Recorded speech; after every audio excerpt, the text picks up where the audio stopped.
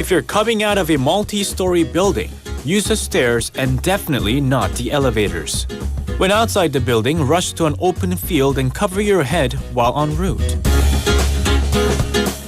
Finally, tune into a broadcasting channel and keep yourself updated on what's happening and what to do next. But remember, prevention is the best solution. This campaign is brought to you by BFM 부산영어방송.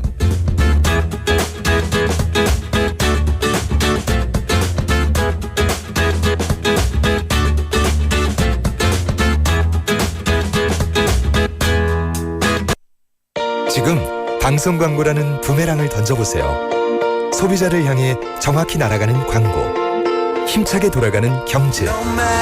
부메랑처럼 다시 기업의 이익으로 되돌아오니까요. 방송 광고, 경제에 큰 힘이 됩니다. 부산 방송광고발전협의회.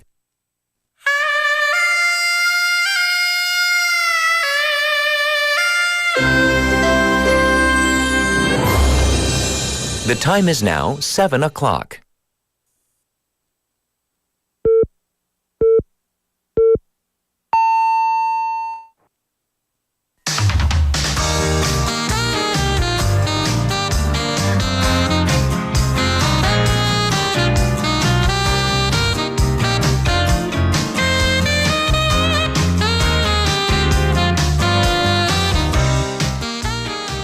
Spring training.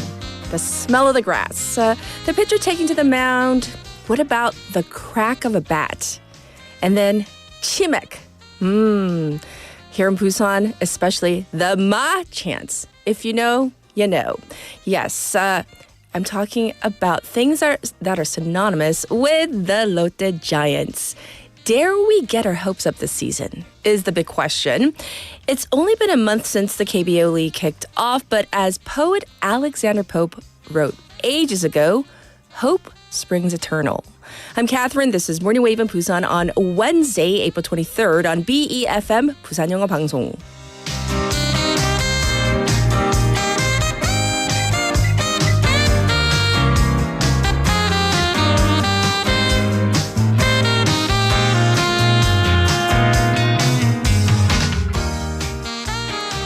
Good morning, Wavers. I hope you're all doing well. Oh my gosh, the sun is streaming into our window right now here in Studio B. It is so beautiful. We'll get the weather forecast in just a little bit, but how about this? That it is... So far, it's been a good season. I know it's only been like a month for Busan baseball fans thus far. And might I see a glimmer of hope for maybe, just maybe, the playoffs for the season for our Lotte Giants. So what did I say earlier? In the opening, I said, hope springs eternal. It's the notion that it's kind of innate, natural in us, human beings, to always have fresh cause for hope and optimism. And that's what we're feeling right now. The Lotte Giants are sitting in 4th place with 13 wins, 11 losses, and 1 tie. With yesterday's game against the Hanwha Eagles, that was canceled due to rain. It was rained out. Last Friday, the Giants were actually in 2nd place, as Andrew mentioned very briefly. The first time this has happened since head coach Kim Tae-young has taken over the team. And this is definitely good news for the fans who have been crowding Sajik Stadium. And of the 12 home games this season, 4 of them have been sold out. And a total of 204,000 fans came to the stadium, making Lotte, the Giants, 3rd overall in the Korea baseball organization KBO for total spectators. So that's pretty amazing, not just for baseball. It's great for business. And during these home game weekends, you see lines all around Sajikdong, from the subway station to restaurants and cafes there, with customers wearing the team uniforms, right? This means that each day of these sold-out games, businesses are seeing a prospective, 22,600 customers in their neighborhood, as that is how many seats there are at Sajik Stadium. And although the stadium, it does sell food, fans say it takes too long to wait in line at the concession stands, which is why They are bringing in food from outside. And what does this mean? It has translated into improved business for the local eateries and convenience stores, with businesses reporting, double in sales. That's exciting. That leads to businesses having to hire more help for the weekend, which means job creation. Although it's temporary, hey, if it means that, people can get part-time jobs, that's definitely a good thing. And here is once again hoping that the winning streak for the Giants and local businesses continue well into the fall season. So speaking of baseball, for our tech topic today, are you ready? Who is your favorite athlete, player, or just favorite team? What's your favorite team? Sports team is what we're talking about. 자, 여러분의 최애 스포츠 팀, 내 최애 선수는 누굴까요? So your opinion, your response, that's what we're waiting for. You can send them into BEFM's live chat on YouTube. So go to the YouTube platform.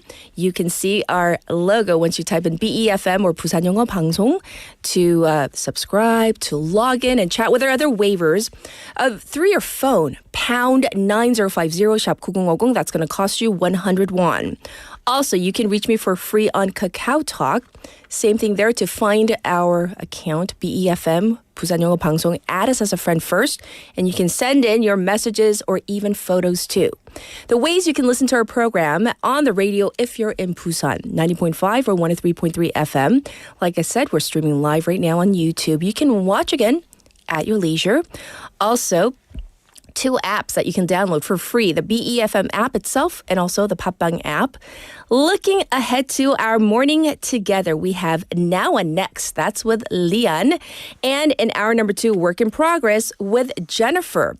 Our special interview today, as I said yesterday, we're going to be focusing on the passing of Pope Francis and the path to the next papacy. So what goes into the conclave and how will they choose the next pope is a major question. And I know that Pope Francis just passed away, so we're going to delve into both sides of this issue.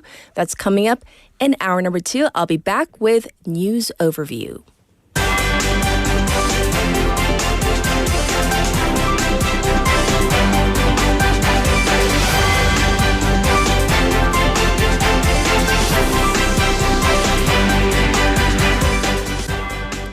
It is 7:06. It's time for News Overview. PPP shortlist 4 presidential contenders for primary race. Former Labor Minister Kim Moon-soo, former party chair Han Dong-hun, former Daegu Mayor Hong Jun-pyo, and lawmaker An Cheol-soo have made it to the second round, according to the party's election commission.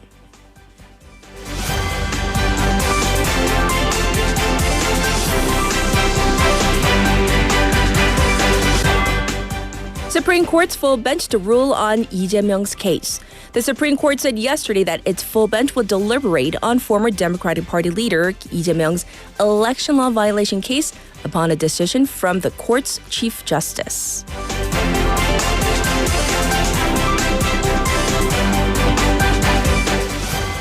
IMF cut South Korea's 2025 growth outlook by half. The International Monetary Fund, known as the IMF, sharply downgraded its growth forecast for South Korea's economy to 1% from the previous 2% for 2025, citing heightened global economic uncertainty stemming from newly imposed U.S. tariff measures.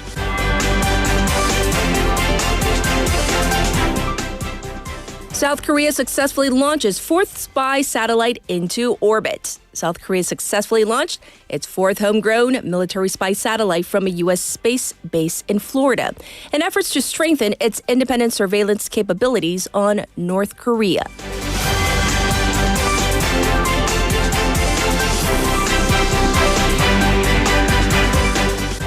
Funeral for Pope Francis to take place April 26th. The Vatican said that Pope Francis's funeral will take place on Saturday at 10 a.m. local time at St. Peter's Square, where pilgrims have already flocked to pay their respects. This is News Overview.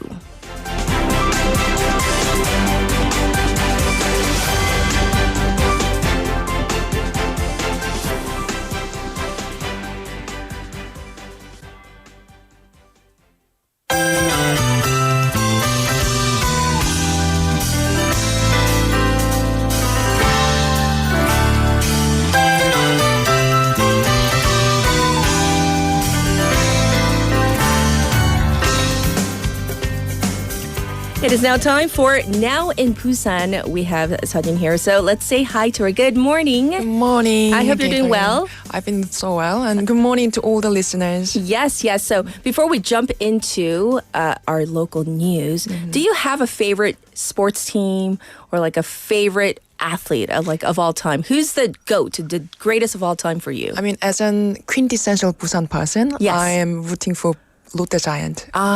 So that is your favorite team? Yeah, it is. For real? For real. Of course, why? No, because don't feel obligated to say the Lotte Giants, but that's definitely good to know. So Yeah. you are a Giants fan. We're going to dive into our first story. So I hear that there's been an update on that large single incident at Busan's metro construction site. So what's the latest? Yes, Catherine. It turns out the massive sinkhole, which appeared last September along Section 2 of the Sasang-Hadan line, wasn't caused by heavy rainfall alone, according to Busan Audit Committee. It says the real problem lies much deeper in poor construction oversight and flooded site management. So over a 20-day investigation, they reviewed both the Busan Transportation Corporation and the City Railway Division. Their conclusion was the collapse stemmed from series of failures, most notably in groundwater control and retaining wall construction. I see. So were there any specific management failures mentioned? One of the most alarming findings were the subcontractor, who lacked the proper legal qualifications, was allowed to carry out critical waterproofing tests. So those test reports were accepted without proper verification. So evacuation work went ahead despite the serious risks. And the Busan Transportation Corporation, which should have been supervising the whole process, did issue correction order, but failed to check whether those fixes were actually made. So it said red flags raised during construction were not reported up the chain due to the tight budget. I see. So once again, without the proper verification, excavation work did go ahead. What steps has the city taken after this audit? So the audit committee has responded with mix of actions. 10 administrative measures and 33 personnel-related actions, and a demand to cut project cost by about 1.1 billion won through design changes. They also called for penalty points against both the main contractor and the construction management team. Yes. So, and now we also need to know about the railway line itself. Where are we on that? The Sasang-Hadan line is still under construction. So it's about 7-kilometer extension with 7 new stations, like linking Sasang on line 2 to Hadan station on line 1. Right. So it's set to open in late 2026. But here's the concern. Since 2023, 14 sinkholes have appeared near the site. Yes. And near 3 of them just this year. So while construction continues, so do the questions about safety and accountability. Indeed. So this is a story, of course, we'll continue to follow. In the meantime, let's move on to our next bit of local news. This is about reshaping the way Northeast Asia moves. So what is this about?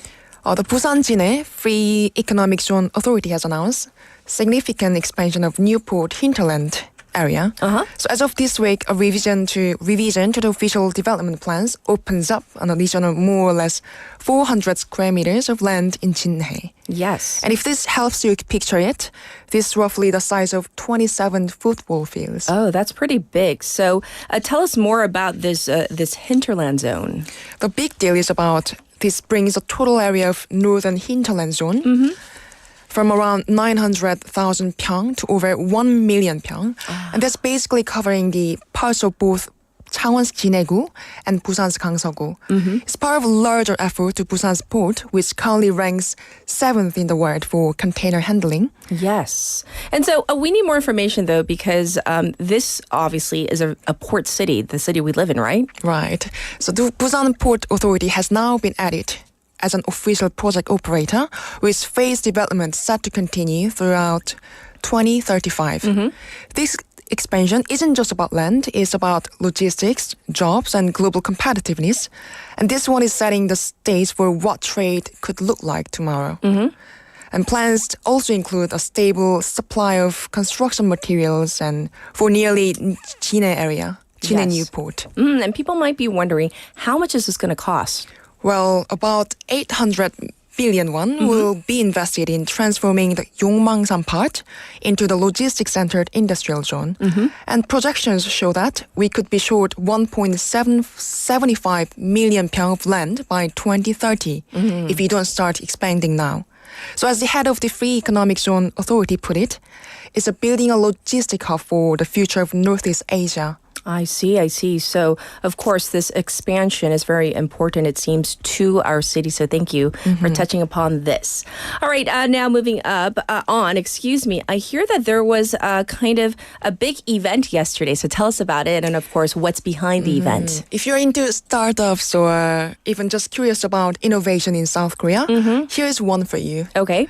So on April 22nd, 2 p.m. yesterday, Yes. the city is hosting the launch event for the 2025 Busan Startup Support Program called B Startup Day. Right. So the launch itself, it did happen yesterday, but of course there's much more than just the launch. What makes this year special? What makes this special? Well, Busan recently launched a new agency called Busan Startup Investment Agency, or BSIA for short. And thanks to that, all the startup support that used to be scattered across different institutions is now being brought together and much simpler and much focused. Yes. And this year, 153 startups have been selected to receive support. And among them, 33 companies with standout technology will get direct funding from 8 million Korean won to as much as 100 million won. So I'm also curious about the funding. Were there any investors involved in the selection process this year? Private investors like the Early Investment Accelerators Association and the Korea Venture Capital Association were involved in choosing the startups. So the chances of future investments are looking pretty good. And these startups won't just get any money either. They also receive customized business development programs and up to 50 million won in commercialization funds to help their ideas fully take off. Yes. So you can check out the full list of selected startups on the Busan Startup portal. Yes. So you can go check that out. Once again, if startups are your thing, if you're interested, that's definitely up your alley. All right. So I hear you have another story for us. So what is this item about? So it's about Hi There Sailors. This one is for anyone looking for a splash of excitement this week. Yeah. So what's going on? It obviously has something to do with water, right? Yeah. From April 24th to the 27th, Busan is bringing the waves to life with the 2025 Busan Supercup International Yoke Race. Oh. It's all happening at Suyang Bay Yoke Center. Now, this isn't just about race. This is Korea's longest running major yoke competition. And this year marks the 20th anniversary. Yes. So it definitely sounds like a lot of fun. And if you're into yachting or if you just love water, tell us about the events that are going on. A total of 34 teams from 10 countries and more than 280 sailors will be taking part. And it's truly a global event right here in Busan. Right. And here's something special to celebrate 20th event. On April 25th at 11:30 a.m., all the teams will take part in Grand Sea Parade. It lasts for about an hour. I guess it's enough time for us to grab a cup of coffee or get some spectacular views. But it's not just about also watching from the shore. Spectators can hop on viewing boats to get up close to the action. And there's also a fun DIY t-shirt station where you can design your own commemorative t-shirt to mark the anniversary. Okay. And to get this, also, if you bring your own reusable cup, you'll get free drinks. Oh, that's a nice bonus, right? Yes. So definitely it sounds like a lot of fun, right? If you're into yachting or just like, watching other people yacht. You don't have to yacht yourself. So this is coming up once again from the 24th to the 27th. So it kicks off tomorrow. So whether you're like sailing pro or just in it for the sunshine or sea breeze, Busan Super Cup is perfect way to celebrate. All right. Sounds good. Thanks for all the local stories. We'll check in with you tomorrow. Thank you. Yep. Thank you so much. Everybody, this was Now in Busan with Sejin. And here is your traffic and... Okay, I'll be back in a moment. Good morning. Good morning. 굿모닝입니다. Good morning. 좋은 아침입니다. Morning wave in Busan. Morning wave in Busan. Morning wave in Busan. Major news, local buzz, and expert takes. It's all here on Morning Wave in Busan. Brighten up your morning commute with Morning Wave in Busan.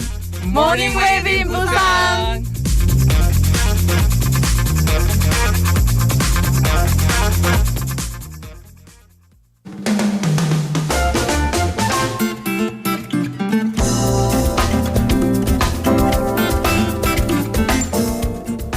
And now it's time for your traffic and weather. First up, there is heavy traffic from Mandak intersection to the Namhae Expressway, the Deokjeon ramp right now. Also congested on the Dongsa overpass from Bumnagor ramp to the old Kaegum toll gate. And it's backed up on Luno Samsungdaero from Myeongji underpass to Myeongho intersection. It's also looking slow on Nakdong Namno from Hadan intersection to Hagwon Bridge. As for the weather, it's currently 12 degrees Celsius. It says under partially cloudy skies, but I have to say here in Centum, it is so nice and bright, at least for right now. The daytime high will go up to 18 degrees Celsius. Across the nation, cloudy, light rain forecast for Jeolla, Gyeongnam, and Jeju. Strong winds this morning along the eastern coast, so please be aware of possible safety accidents. This was your traffic and weather.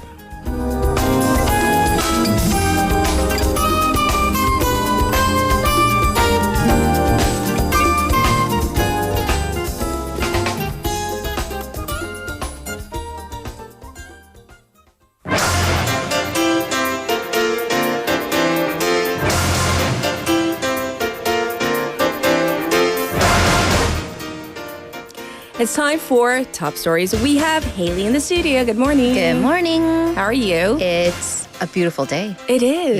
Yeah, which is so different from yesterday I know. when I didn't bring an umbrella. So that was excellent. I know. All three of us, including Yeji producer, PD, we had to run. We all booked it To the coffee Yeah, shop. for our little A little morning chat. little morning breakfast, little But brunch. it was nice. It was nice. PD님 감사합니다. 잘 먹었습니다. Thank you. All right. So, favorite team, athlete. I know you're not like heavily into sports, but I'm sure you I'm have a a favorite. patriot, so Oh, you every are? 2 years, aka the winter and summer games, I'm like, yeah, whoever's playing, yeah. Go Team Korea. Yeah, go. You go. But Yes. so I'm a fan of archery because it's so crystal clear what's happening. You shoot, there's a number on the screen. Okay. And you add up the numbers. Somebody else does that for you. Yes. In the screen. So I'm like, yes. Love it. But my favorite moment was from the 2020 Tokyo Summer Games, right? When Oh Jin-hyuk, and he's retired, but the very final arrow, he shoots it before it hits the target. Yeah. He says, good. Is that your shooting? Yeah, is this not? Oh, yeah.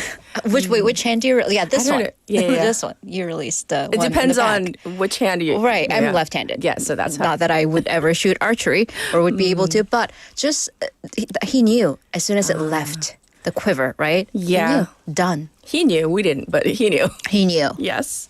Well, thank you for sharing.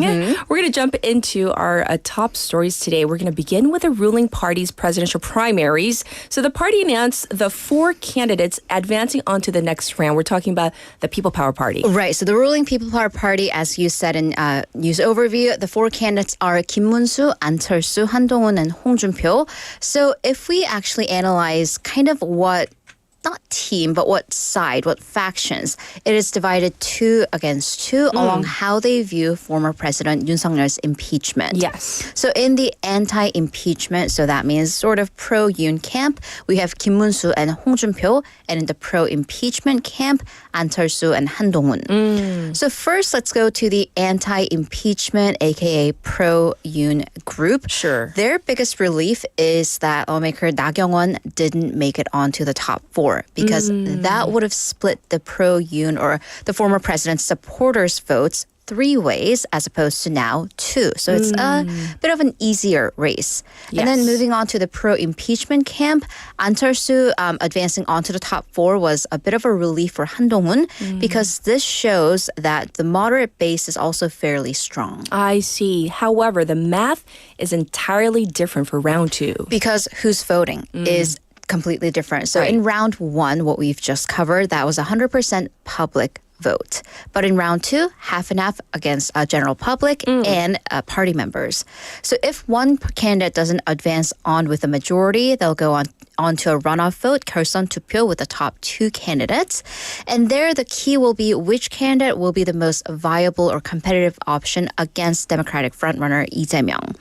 And Kim Moon-soo is appealing to the moderate case, saying that he's quote unquote done both the left and the right because he does have background from both. Right. Hong says that he will be the best political battler. He's the best fighter.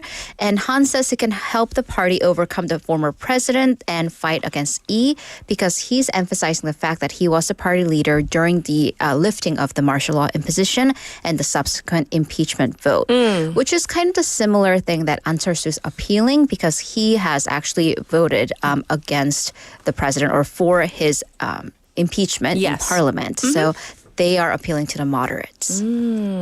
As this took place, though, a committee urging acting President Han Duck-soo to run for office launched on the same day. Right, so he is the major dark horse, so to speak, in the race because the recommendation committee for the presidential candidate officially launched yesterday, and this includes senior politicians who are pushing for Han Duck-soo, the acting president, to run for president. And yesterday, a civic group with the same agenda also held a press conference and called on Han to run. By the way, this has nothing to do with, meaning it's not backed by Han Duck-soo himself. So keep that in mind. Right. But what has Han said about the possibility of, him running for office? Has he said anything? It's not so much what he said, but what he didn't say, which is, I'm not running, period. True. So that leaves a lot of speculation, as you can see.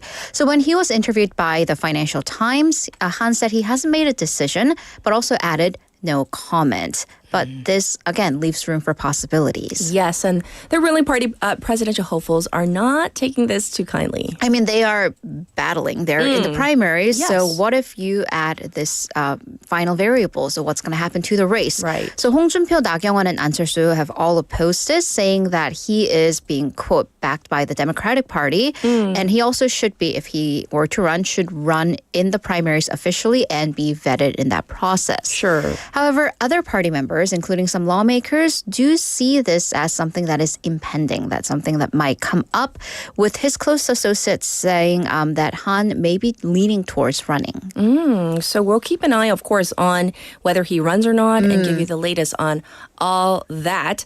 Up next, this is an issue that concerns all of us. Health insurance. And like with everything else, health insurance costs, they've been rising. Right. So how much we pay for at doctors' offices and hospitals, rising by 28%, having risen by 28% specifically. So this isn't because, interestingly, patients are going to doctors' offices or hospitals more often, but when they go, they're being charged more, or they are seeing increasing treatment. So the issue of excessive treatments, 과잉진료, is what's on the table.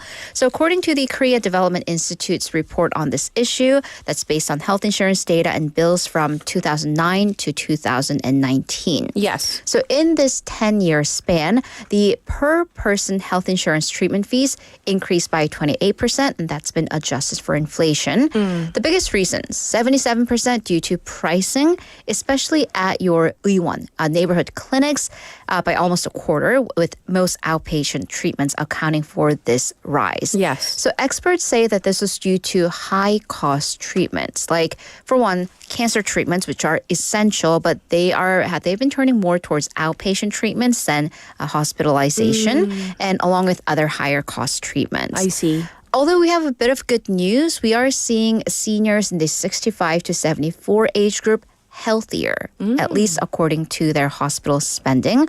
Although health insurance fees did go up for those over the age of 85. Right. So the report analyzed, their conclusion was that the country, on a governmental level, it needs to control excessive treatments. Indeed. And in that vein, there are more people paying out of pocket for treatments that are covered by insurance. Right. So this is a reminder to actually check your hospital bill and make sure you weren't charged to pay out of pocket for stuff that's covered under your insurance. So this in Korean, 보험 적용을 받는데도 일단 내 돈을 낸 진료. So good news is that these are refunded, but not so good news, you have to request it. And as someone who's never really looked at my bill that closely, I'm like, oh, Now I should. We now need we to know. now. So this is according to the Health Insurance Review and Assessment Service, HIRA, numbers released by People Power Party lawmaker Kim Mi-ae. Last year, there were over 31,000 cases of treatments that have been refunded by health insurance. That means the patient paid out of pocket. The health insurance confirmed, oh, you shouldn't have, and gave the money back. That amount, 2.7 billion won, which was the highest ever. Oh. But again, these are for people who actually took the time diligently to check. Right. I've never really checked. I just look at the total. Neither. And I'm like, that seems reasonable. Sure. And then apply for the refund. So Yes. I know. It's like, how do people know? How do you know? 어떻게 청구를 하고 how does the breakdown go? I have no idea. Exactly. So it's available on the Health Insurance Review and Assessment website. But again, for the general public, Right. Am I going to go? Probably not, especially if I'm sick. I'm like, I'm going to go to bed, chalk some orange juice and sleep. So again, the lawmaker has called for a better system, for the system to actually do it for you, automatic refunds, and make that easier. We like automatic. Yeah. I just like money in my account. Us math challenged people. Well, it's not a laughing matter, but us being bad at math, that is, Right. yes. For our final issue, we're going to address U.S. President Donald Trump's immigration policy, in particular, his deportation battle with the courts. Many of them, including Yes. the Supreme Court. Yes. But courts overall across the U.S. are issuing injunctions kind of left and right against the Trump administration's deportation of immigrants. And we're Yes. talking about both undocumented and legal, even to green card holders. So at the center of this dispute right now, it's what's called the Alien Enemies Act. And this in Korean is 적성국 국민법. And this makes, no, it's not one that's familiar. It's not a household name in terms of laws go. But this is kind of an old law which Yes. gives the president power to detain or deport even natives or citizens of, quote, enemy nations without usual processes. This was only invoked prior to right now, only during wartime, because that's when it came about.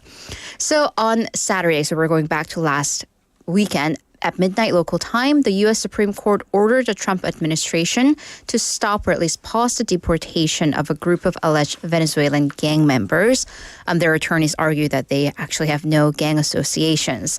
And a civil liberties group, the ACLU, they've sued to stop the removal of these men. Currently, they're in detention in Texas, saying that they've not been able to get their due process, have their day in court. Yes. In the meantime, one South Korean professor at a Texas university has had his visa revoked, right? Right. So once again, it goes back to people who have valid visas or green card holders being deported or facing risk of deportation. Yes. So local outlets earlier this week, they've reported that an assistant professor surnamed Chun is returning to South Korea. He told his students last weekend that his visa has been unexpectedly terminated, which is not a thing you'd want to hear from your professor. Right. So he wrote a message saying that he had to return immediately to South Korea to resolve his immigration status. According to the university, they did confirm that a faculty member had his visa terminated, and that was based on his recent status as a doctoral student at another institution. So it seems there may have been some confusion. However, the same school, it's also seen a small number of international students having their visas revoked. And we do see this pattern across the U.S., including for other reasons, some of them having participated in pro-Palestinian protests, like the Korean student with the green card at Columbia getting her status revoked. Yes, and as you alluded to, multiple lawsuits going on lodged against the Trump administration from international students. Right. So the American Civil Liberties Union, or the ACLU, they filed a class action lawsuit, 집단 소송, asking the court to reinstate the legal status of over 100 international students who are caught up in the middle of this. So again, this is an issue that affects maybe some of our listeners or people they know. Exactly. So thank you for all the news. Of course, we'll check in with you in hour number 2. Thank you, Haley. See you in a bit. And with that, we're ready for a song break. Here it is. This is Blame It on the Boogie by the Jackson 5.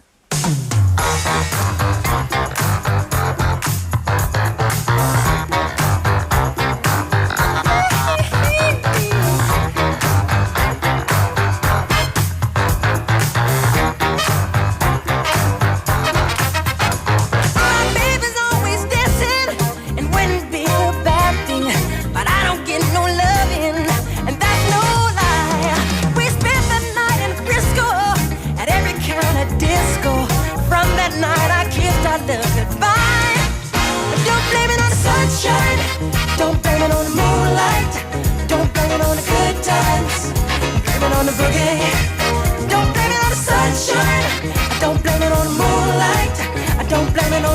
times. Coming on a boogie. That nasty boogie bugs me, but somehow it has drugged me. Spellbound rhythm gets me on my feet. I changed my life completely. I seen the lightning lead me. My baby just can't take her eyes off me. I don't blame it on the sunshine. I don't blame it on the moonlight. I don't blame it on the good times. Blame it on the boogie. Don't you blame it on the sunshine. Don't blame it on the moonlight. I don't blame it on the good times. Blame it on the boogie. I just can't control my feet. I just can't control my feet. I just can't control my feet. I just can't control my feet. Sunshine, I don't blame it on the moonlight. I don't blame it on the good times. I blame it on the boogie. I don't blame it on the sunshine. I don't blame it on the moonlight. I don't on the good times. I blame it on the boogie.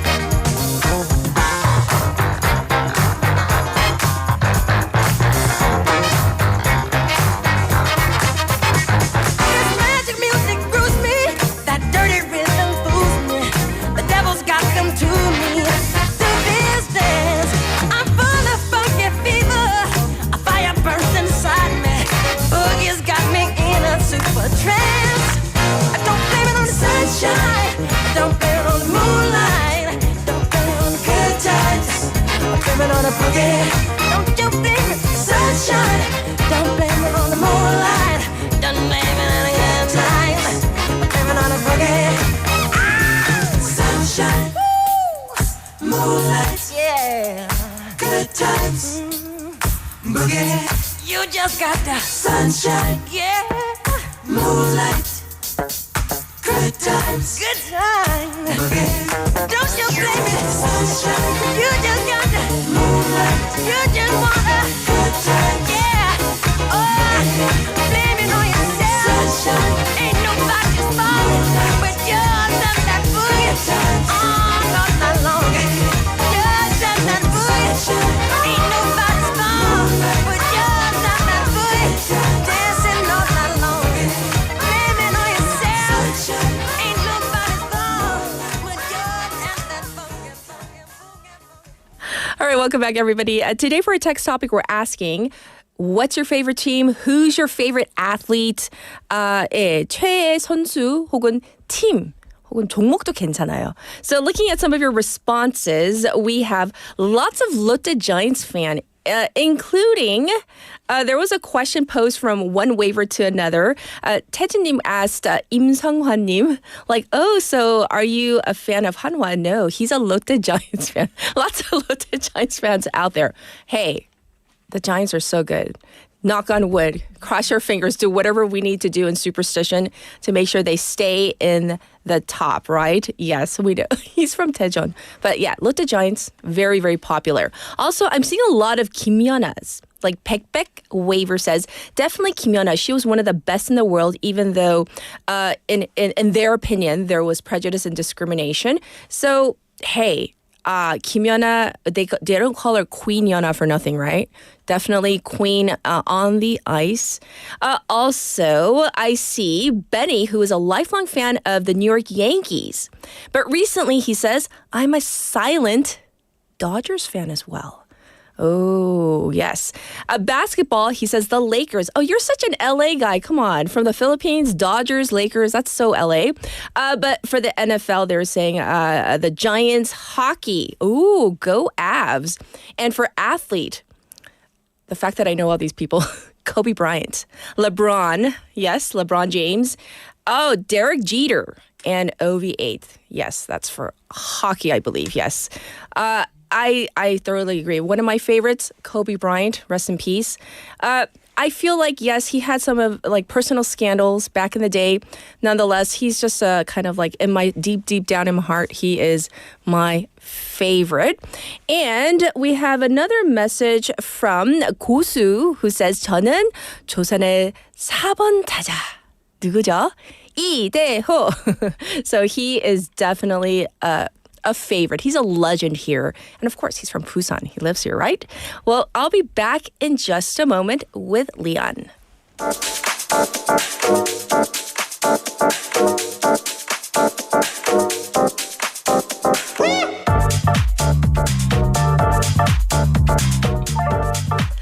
All right, this is Leon, and she's here for our segment. What is it called now? It is, it has one word, which is the same one as before. It used to be in the now, but now it's now and next. Now and next. Yes. So is it similar to what It's basically quite similar to what we've been talking about, which is the latest trends. Ah, yes. But we're trying to mix it up a little bit more with, tied in with the economy as well. Ooh. So, but in the broad picture, it's pretty much the quite trends, similar. The including trends. economic trends. Economic trends as well. So I do need to ask you our text Yes. topic. Do you have a favorite sport team? I know you're into running these days. I am into running, but I don't know any running Marathoners? athletes. The last time I watched like a good game, a sports game Yes. that I was into was a long time ago. That was tennis. Do you know tennis players?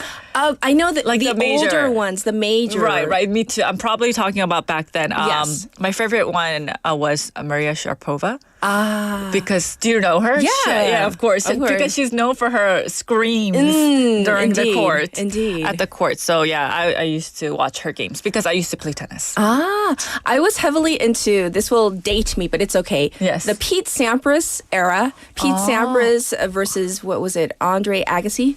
Like that I was know like that. I know Agassi, but I don't know the Right. I Pete. mean, Pete Sampras, one of the greats I in see. American tennis and in the Right, world, right. of course. And then nowadays I we have like can't- Djokovic and like all the The two verses is quite big. Djokovic versus what was the other player? Nadal. Yes, Nadal. That's like always like a historic match. Yes, but I'm yes. such a sports person. You are. Kind of. Wow, kind 좀 of, 멋있어요. kind of. 아니요, 그게 아니라 스포츠를 보는 거 정말 즐겨요. I really enjoy. And your favorite is basketball, I assume? Because basketball, you're talking about Kobe Bryant. like because I went to so many Lakers games. You actually went to Lakers yeah. games back in when you lived in the US. in LA, yes. And like for my son was he was an elite basketball. Oh. So we're a heavy basketball family. I can now picture you like rooting for your son in the quietly. benches. I'm not one of those obnoxious moms, right? Our producer says, 우리 피디님 마이크 요청하면 안 돼요? 마이크 좀 약간. 달아줬으면 좋겠어요. She says, 저는 보기만 She 해요. should jump in anytime. 하지는 않지만. 우리 예지 피디님 마이크. With the You know, if cute you, small the face. waivers out there, request it, you never know. It might happen this season. Yes. But we're going to jump into Now and Next. Yes. So I'm not sure if you guys remember, but last Yes. week we talked about the changing trends in our convenience stores, 편의점, how we were seeing fashion, ramen library, and so on. Yes. It's a little bit in line with that because there's this new trending word called 편장족. 욕 아니죠? 뭐라는 거야? 편장족. It sounds so can bad. you guess? So 편 is obviously for 편의? 편의점. Uh-huh. What's the 장? A 족 means family, or a like group type of people. Yeah. Yes. And What's so the the 장, 장? literally 장 보는 사람들. Oh, like, 편장족. like going to the market and buying Yes. stuff? Oh. But not to the mart, to the 편의점. Right. So 편장족. 저는 편장족 아닌 것 같으시고요. 저도 편장족은 아니에요. 아니었는데. 너무 비싸요. Apparently, that's not really the case anymore. Oh, really? Okay. Yes. So people don't just swing by the 편의점, the convenience Yes. stores for snacks. They're actually doing kind of a grocery run, which is quite interesting. I'm talking about onions.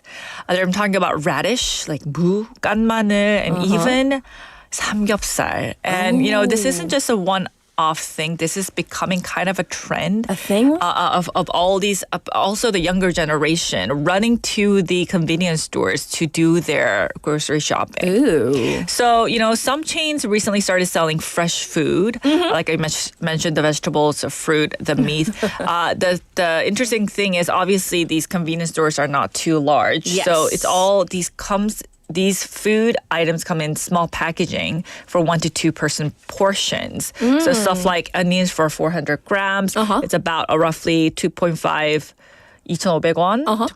for potato, it's about Yes. 3,000 won. So it's not even that pricey because if we Not think bad. about buying vegetables or like a piece of banana, for example, 좀 비싼데 편의점에서 꼭 사야 되는데 we kind of put Right. it down, right? But it's not. When you, But it's not. The prices are getting lower and lower because these convenience stores, companies are realizing there is definitely a demand behind this. Yes. And this is for an ajumma like me and you. yes, we're Catherine. proud Ajumas. Be This proud of it. is really good news because, all the offline marts have been closing down. Yes. And for me, I don't know about you, but I've been turning to online shopping a lot these days. And sometimes when you're in the middle of cooking, all you need is just one more onion or one more potato. And you're like, I don't want to go onto the Right. Petting Oh, app, right? And then order that pay one the thing. delivery free. service, Right. or I don't want to go out and run to the mart, which is so far away these days now. So for me now, I can imagine 편의점 전화해서, do you guys have this in stock? And just take a little stroll. Nice. Which is perfect for me. Yes. So they're adding more and more types of food in their rack these days. Meats are also becoming more variety. And I did say the prices have been becoming lower, 5 to 10% lower, thanks to this share supplied system that all these convenience stores are doing. Yes, and we need a mic on our PD님. 우리 예지 PD님이 이렇게 얘기하시는데요. 말씀하시는데 네. 저는 네네. 캠핑 갔을 때 마트가 너무 멀어서 편의점에서 장 본 적이 있어요. It wasn't that bad, she says. Really? 편의점에 장 보면 한 20만 원 나올 것 같은데. 아, 그렇게 안 나왔어요? 얼마 나왔어요? Was it those big ones, 편의점, like the 24 something? No. Not even. No, because she those are says. almost like half marts. Have Right, you right, been? right. Yeah, these are big. Oh, so she brought like fruit and rice and ramen and 진짜 고기도 샀어요? But how much did you pay? 5, 6만 원. Oh, that's not bad. Yeah, that's not bad. 누구랑 갔어요? That's the most interesting question. Okay, now she's just to the hand.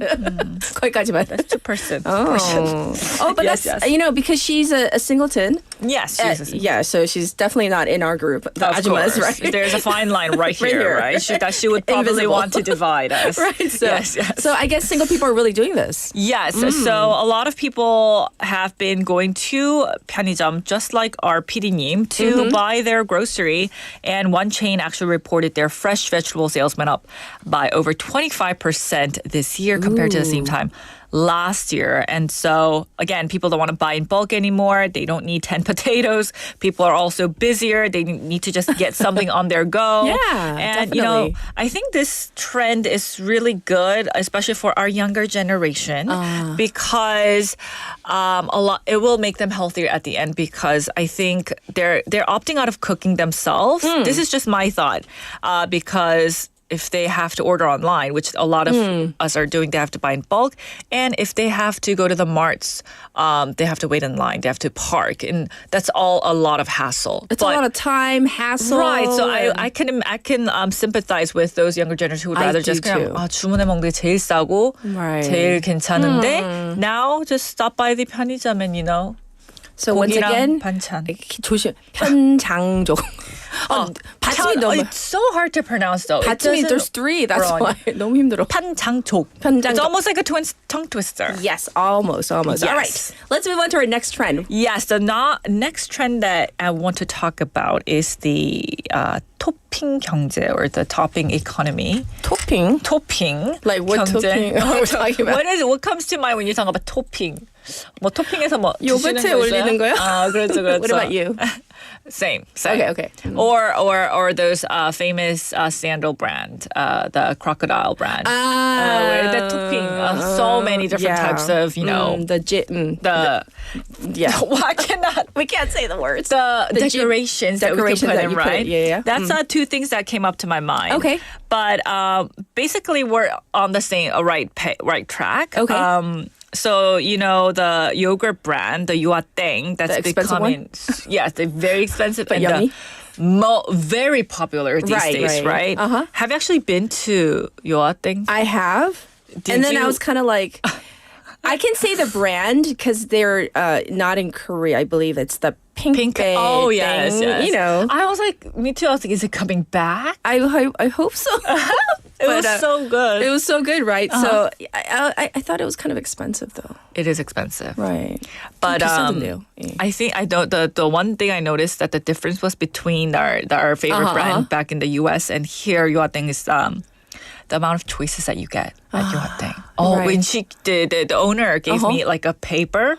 Because I was just like, I don't know what to do. Overwhelmed by the choices. She's like, just take a seat. Like, we know you're kind. You've never been here. Just take a seat. And I was just like, with my daughter, trying to figure out what we want because there was like a gazillion. But basically, the idea is that this behind this topping economy is the customization trend. Yes. We are choosing our own topping on whatever we want, whether that's our ice cream, yogurt ice cream, whether it's our shoes, whether it's our tumblers even. So basically, the trend is that we're not buying things anymore just as is. We're kind of curating them ourselves. Like kind of like specializing and like we're personalizing everything. Personalizing. Yes. We want a little bit of say in what we buy, basically. So there's actually a name for this. There's 꾸꾸꾸. You know, we all love this 꾸안꾸. Yes. 꾸꾸. But now the trend is 꾸꾸꾸, which is short for, 꾸미고 꾸민다. Wow. Which is 모든 거에 다 이제 꾸민다는 얘기를 하는 건데. So it's not just about making ourselves look cute or our items look cute, but it's about the fact that I made it cute. Like I put in my, taste into it and made it personal.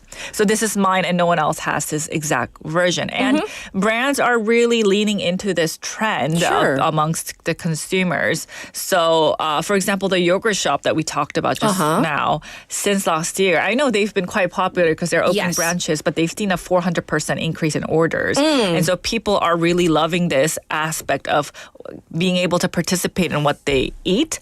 And also there was another cafe that rolled out a drink plus dessert combo system. Okay. And it basically lets you create over 1,100 combinations. Oh my God, that's like mind-boggling. That is, it's a little bit of a headache. But I guess among the younger generation, because every time they go, they get a different combination of drink and dessert. So it's always a new experience like for fresh. them. Right. I get it. 너는 뭐 할 거야? 나는 이거 할 건데. Next time I'll get this. Yeah, my secret recipe thing is this, blah, blah, blah. So I guess it's creating a buzz and people are really going for this experience. And one more. There's a cafe that started offering a tumbler engraving service. Engraving service has been quite big as well. Yes. And when they interviewed the customers that are visiting this one coffee chain, 1 out of 4 customers said, they're here for the engraving, not for the coffee. So, yes, a lot of people are really. 그리고 요즘 그 가방 꾸미기도 유행하는데요. Yes. 피디님 그냥 마이크 드릴게요. 그러니까요. 귀여운 키링을 달고 다니는 사람들이 많죠. Yes. 저도 귀여운 키링 있대요. Catherine, would you like making stuff? I love making stuff. 키링 많이 만들기도 하거든요, 요즘. Would you? You know what I'm we did interested. recently? It wasn't a keyring, but we went to the sneaker shop, the 반땡. Oh, yes. And you can customize it for free. You buy a pair of just plain 반땡, sneakers. Yes. And you can stay however long you want and decorate. And then we did that, the entire family. I'm curious because when you wash the thing, don't the markers go away? There's a spray that you can buy, not at the store, that you spray over the shoes. Oh, that make it like waterproof almost? Yeah. You know what? That's so interesting because I have to go to the 반땡 today to return something. Yeah, because I got something's too similar. It's not at all the stores, but there's one right here in Santam that you can do that. It's a really fun crafting with kids too. Right. But 나 손 떨려서 그거 못할 것 같아. 신발 망칠 것 같아 이러면서. But yes. Well, we're gonna actually call it a wrap. Yes. But I love it. The now and next. Now and next. So we look forward to next week as well. Thank you, Leon. Okay, bye-bye.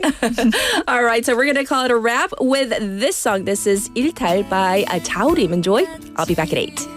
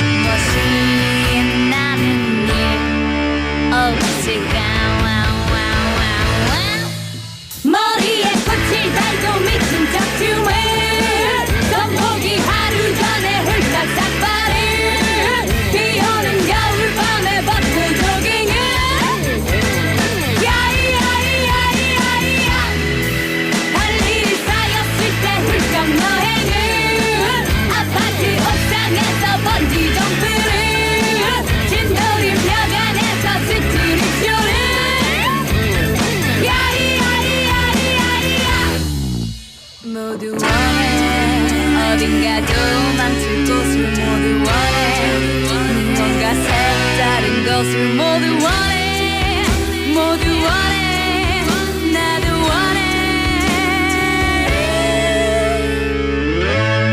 매일 똑같이 굴러가는 하루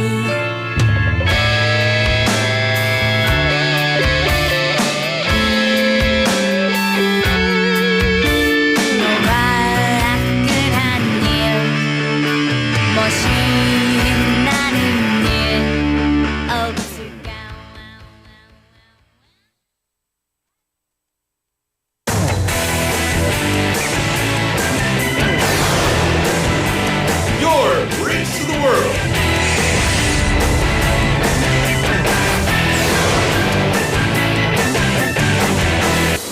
BEFM 부산 영어방송. 현대해상 모델 이정재입니다. 인생은 계속해서 모양을 바꾸죠. 혼자에서 가족으로 또 사회로 점점 커져가는 당신의 인생을 따라 당신의 어떤 인생도 감싸주는 마음 넓은 보험이 될 수 있도록 마음이 합니다. 현대해상.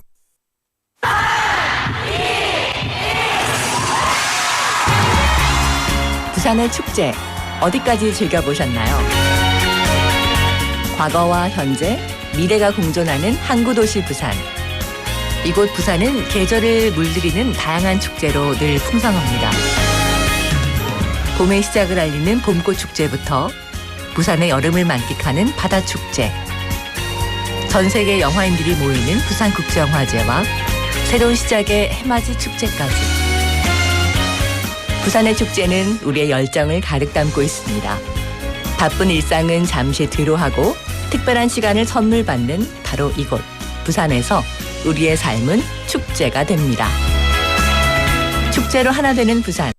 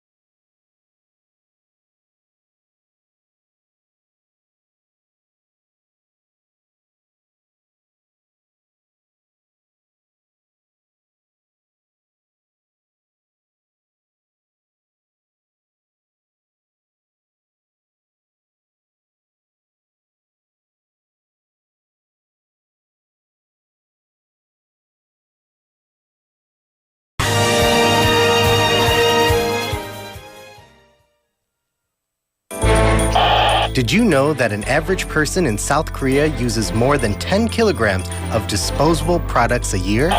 While convenient, it does weigh heavily on the environment as they take up to 500 years to break down. Here is how we can cut down on disposable products. First, use tumblers and mugs instead of plastic or paper cups. When you go grocery shopping, bring a reusable bag so you won't have to ask for a plastic one. At home, instead of reaching for single-use paper towels or wet wipes, use rags and towels. These small steps for the environment can have a big impact on planet Earth. This campaign was brought to you by BEFM Busan 영어방송.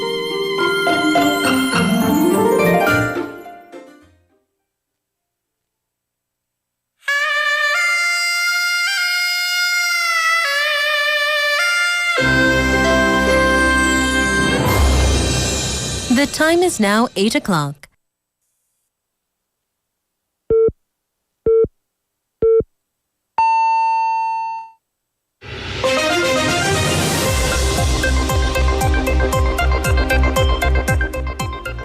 Welcome back, everybody. This is hour number 2 of Morning Wave in Busan. Let's kick it off with Spotlight News. Our first story is this. PPP shortlists 4 presidential contenders for a primary race. The People Power Party, or PPP, yesterday shortlisted for contenders in the first round of its presidential primary ahead of the June 3rd election. Former Labor Minister Kim Moon-soo, former party chair Han Dong-hun, former Daegu Mayor Hong Jun-pyo, and lawmaker An Cheol-soo have made it to the second round, according to the party's election commission. In the second round, 2 candidates will be selected through a process that equally combines party member votes and public opinion polling. The party will confirm its candidate on May 3rd.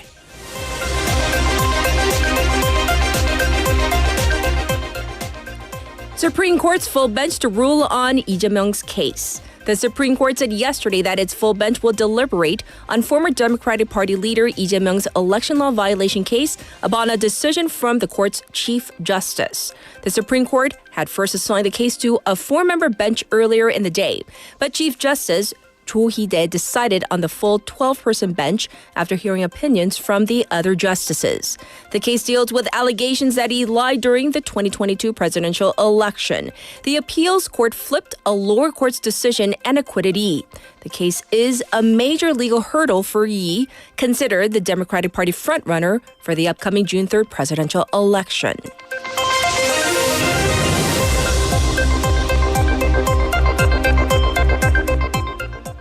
IMF cuts South Korea's 2025 growth outlook by half.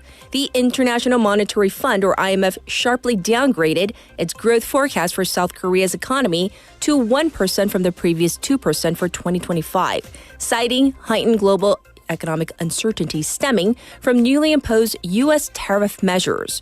In its latest World Economic Outlook report, released Tuesday, local time, the IMF lowered the outlook for 2026 by 0.7 percentage point to 1.4%. The report also lowered the global growth projections from 3.3% to 2.8%, with the U.S. outlook from 2.7% to 1.8%. The swift escalation of trade tensions and extremely high levels of policy uncertainty are expected to have a significant impact on global economic activity, the IMF said.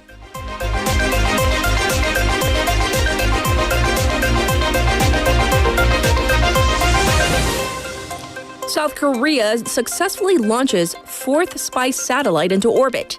South Korea successfully launched its 4th homegrown military spy satellite from a U.S. space base in Florida in efforts to strengthen its independent surveillance capabilities on North Korea.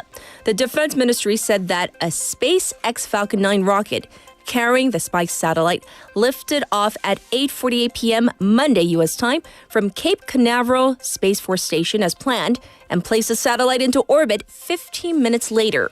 The launch is expected to reinforce the grouped operation of the satellites, along with 3 others in normal operation, and enhance Seoul's capabilities to detect North Korea's provocations.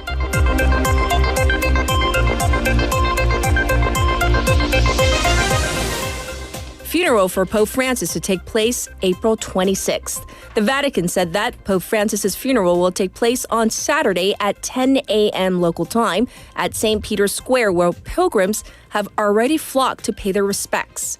U.S. President Donald Trump, British Prime Minister Keir Starmer, French President Emmanuel Macron, and Ukrainian President Volodymyr Zelensky have confirmed to attend the funeral. Meanwhile, a memorial altar has set up at Myeongdong Cathedral for the public to pay tribute. South Korea's foreign ministry said it is considering sending a government delegation to the Vatican to express condolences. And this was Spotlight News.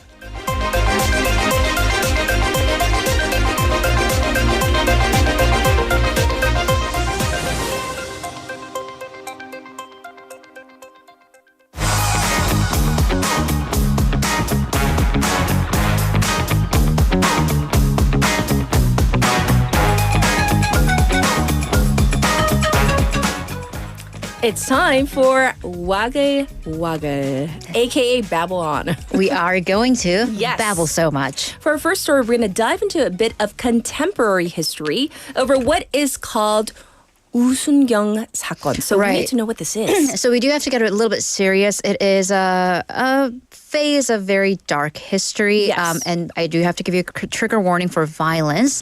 So this was a dark incident in South Korea's criminal history, not only what happened, but what happened afterwards. Yes. So this, in short, it was a massacre by a police officer, Woo Bum-gon, thus the name Woo Sung-kyung, of Uryong Police. So that's in Gyeongnam, not too far from Busan.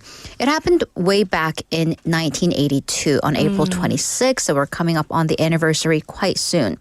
So Woo got into a fight with his girlfriend. Okay. Then he went off and took weapons and bullets, including guns and grenades from his police station, went on a rampage. Throughout the night, he just randomly shot at homes that had their lights on throughout the village, opened fire, and he wound up killing 56 people and wounding some 30 others. He also, the following morning, early morning, held a family of 5 hostage, and he killed himself with a grenade. So to give you an idea of how ruthless it was actually on the Guinness World Record for the most number of people killed in a short period. Oh gosh. But despite this, there were practically no reports about this incident in the media, and it was considered kind of taboo, kept very hush-hush even in the village until fairly recently. Yes. And so obviously for those of you who are non-native Koreans, like Sung-kyung meaning police officer, right. not the guy's name. Why was this massive murder virtually unreported on? Number one, because the police, they dropped the ball. So during the hours, about 6 hours when he was on this rampage, the police practically took no action. The police did not actually fire a single bullet during this incident, even during the hostage situation. Right. And they had known that this was going on. It was also politically during the authoritarian Chun Doo-hwan regime. And public opinion was actually at the very beginning phase of the regime. And public opinion was so bad against the police and also the administration. Multiple members of the cabinet had to resign. And the fairly new administration wanted to kind of crack down on media coverage to suppress public opinion, to control public opinion. So this was so bad that the victims or their families, they weren't able to hold an official memorial until last year. Again, this happened in 1982. Wow. So this year, for the first time I hear, the chief of the Gyeongnam police will apologize and offer his condolences. Right. So this is why we're talking about this story now. So Chief Kim Sung-hee of Gyeongnam Provincial Police said that he will attend the memorial this week in Uryong and apologize to the families. Yes. Actually, last year when some officers and some higher ranked police officers came to the memorial, some of the families understandably expressed some hostilities because, I mean, the wounds run deep for decades. However, the police had been in contact with them consistently, which is why we are leading to this. The ceremony this year will also unveil the April 26th Memorial Park. Yes, indeed. Well, thank you for shedding light on this so we have a better idea of what went down. All right. For this story, a high school teacher is under fire for comments he made to students about the birth rate. And this can only go wrong, right? So the age-old metaphor of comparing women giving birth to men serving in the military. So that's a thin stretch. But according to the Incheon City Office of Education, there's been a post on social media with a 2-minute long recording. This is a teacher, a male teacher at a girls' high school. So speaking to a room full of high school girls. Okay. He criticized the constitutional court's past ruling that giving bonus points for job applicants for military service, so it's called 군 가산점, was the worst decision that he's aware of. People can have opinions, though. Okay. He also said further, men go to jail if they don't serve in the military, if they don't do the mandatory military service. But, and this is where things become problematic, women don't go to jail for not giving birth. And he stated that this is why the country's birth rate is so low and proposed that the country should send women to prison who do not give birth while they're in their childbearing age. And that's the only fair way to go. So he is a teacher, once again, at a yogo, at a girls' high school. Speaking to a room full of teenage girls. So the education office and the school are aware of this. They've asked him to write up a statement. They're investigating this. And also, recently, the police have launched an investigation because there is potential of this being child abuse, emotional child abuse. Wow. Yeah. So that happened. I'm going to stay mum because... Oh, me too. Yeah, we can't. But that was bad. All right, now we're going to go to the U.S. for our next story. Some of the top Trump administration officials have been having some security issues. So again, Defense Secretary Pete Hegseth under fire for sharing sensitive information about the Houthi attacks via Signal. Again. So it's not the first one. Well, it's not the first one, which for background, there was a scandal. I reported on this a couple of weeks back where officials invited a journalist onto a secret chat where they were discussing plans to attack the Houthi rebels in Yemen. Yes. It was the same attack, but a different chat room. So it turns out Secretary Hegseth, this is reported by the New York Times, created another Signal messaging chat group. And Signal is a commercial app, encrypted, but not completely secure, not a government app, with his family. Wife, brother, an attorney, and shared similar details about the same attack. So an anonymous source who was in the chat room confirmed this to the AP, and the chat was called Defense Team Huddle and had 13 people. But despite all of this, we're talking about this again, but his boss, President Donald Trump, is okay with it. He's still backing Hegseth. So Trump said Pete's doing a great job and everyone's happy with it, and kind of downplayed the situation, which is now what the defense team and the White House is doing. Right. That it was a bunch of disgruntled employees who are the source of a story. We don't know who the source is because, again, anonymous. But Trump also suggested that the media go try finding something new. And then the Secretary of Homeland Security apparently had her bag stolen from her. A different Trump administration Secretary Kristi Noem. This was not her fault, but also not defense, but Homeland Security Secretary getting pickpocketed is just ironic. Right. Had her bag stolen while eating at a Washington area burger restaurant. So she was with her family eating, and Secret Service confirmed this via security camera footage that an unknown white man wearing a medical mask just stole her bag and left the restaurant. So he took her driver's license, medication, apartment keys, passport, so that kind of very sensitive information, access badge to the department, just blank checks and about $3,000 in cash. So the Secret Service has launched an investigation to trace any use of her financial instruments. But again, she is one of the top ranked officials in charge of security, and she has security details. So it is quite strange that they didn't notice it. Right. Also, though, we don't want to victim blame because... No, absolutely not. I mean, she had something stolen from her. Right. That's absolutely bad. All right, for a final story, let's talk about drone deliveries that have been expanding their coverage. And when we say expand, we mean really like, I mean, the latest Mount Everest, really? For Mount real? Everest. I know we've covered in Busan, in Korea, like people who are fishing.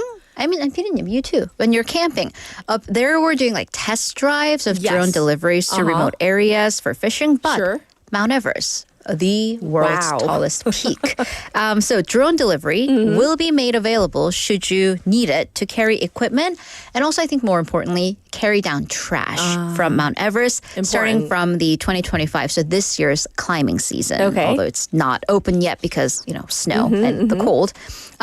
So this is by a local startup called Airlift Technology. So they're currently running tests between Base Camp and Camp 1. By the way, Base Camp is 5,364 meters above sea level and Camp 1 over 6,000 meters. So it's about 2.9 kilometer run. Yes. The route would take Sherpas, so humans, Sherpas locals, 67 hours on foot. And they are experts. They're expert guides, right? Born and raised on or around the mountains. That drone cuts it down to 67 minutes. Wow. So that's pretty incredible. It is. So during the test run, and this I find so positive, the drones collectively carried down 500 kilograms of trash. Which also, there are more than 500 kilograms of trash. That's half a ton. On Mount Everest. Right. Although for safety reasons, one drone can carry 20 kilos of trash at a time. That was going to be my next question. Not I was 500 at once. So they have to take like 40 different trips, but still 20 kilograms can we carry 20 kilos is like 쌀 한 right. 아니에요? Not 포대, isn't 포대 80 kilogram? Are we She has no idea. She lives alone. And she's goes to like, the convenience store. I buy my rice from the convenience store in a microwavable one bag cup. of rice. Yeah. The 28 kilogram. That's heavy. Yeah, that's quite heavy. And because for me, drones are these like flimsy little things with cameras mounted on it. Okay, yeah, she gets her rice from mom. From mommy. Yes. So this is actually really amazing technology, I have to say. Life-saving. It's actually life-saving. It's not just trash because the work used to be done by Sherpas. Yes. Local specialists from nearby hills that navigate and set the trail for climbers. And we say, like, Sherpas are the true, like, record setters because behind every climber or like in front of every climber, there is a local Sherpa. Exactly. And you might be, and here's always my little thing about technology. Whose job is it taking? But this isn't a bad thing because dozens have died on this treacherous path. Right. So some people in the Sherpa community are even not taking that job anymore. They're actually moving away from working in the mountains. They're moving abroad for better jobs and better pay. So the idea actually came from one of the Sherpas, Mr. Mingma G. Sherpa, who recognized this kind of technology because 3 of his friends died in just 2023 during an avalanche. Their bodies were never recovered. So he thought, well, there were instances in China where drones do kind of a similar work. So with a little bit of a technological adjustment, he figured this could happen on Mount Everest as well, which is, so he's been working with airlift technology. Yes. They're getting Sherpas are taking on these advisory roles. So that is happening. But of course, money. That's the challenge. Each drone, because again, we're not talking about your like photo taking drone, $70,000. And that's even before they begin operating. So that's just to buy $70,000 to buy a drone. However, it will change, according to experts, the paradigm of climbing and climbing Mount Everest for both safety and environmental conservation. I think that's money well spent. Yeah, half a ton of trash. Yes. Yeah. Worth it. Well, thank you for going over all the waggly stories, and we'll check in with you tomorrow. Thank you, Haley. Have a great day. All right, now it's back to you, the listeners, for our updated traffic and weather.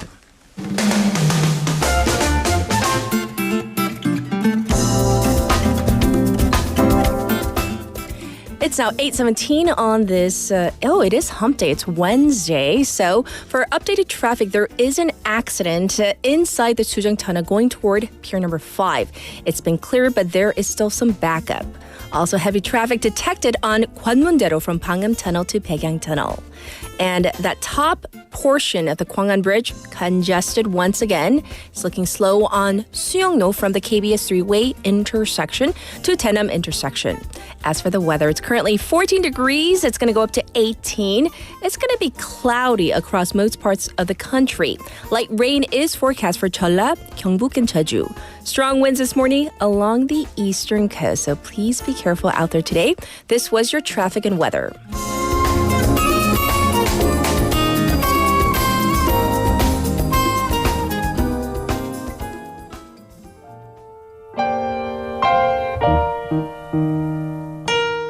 And here is Ordinary People by John Legend.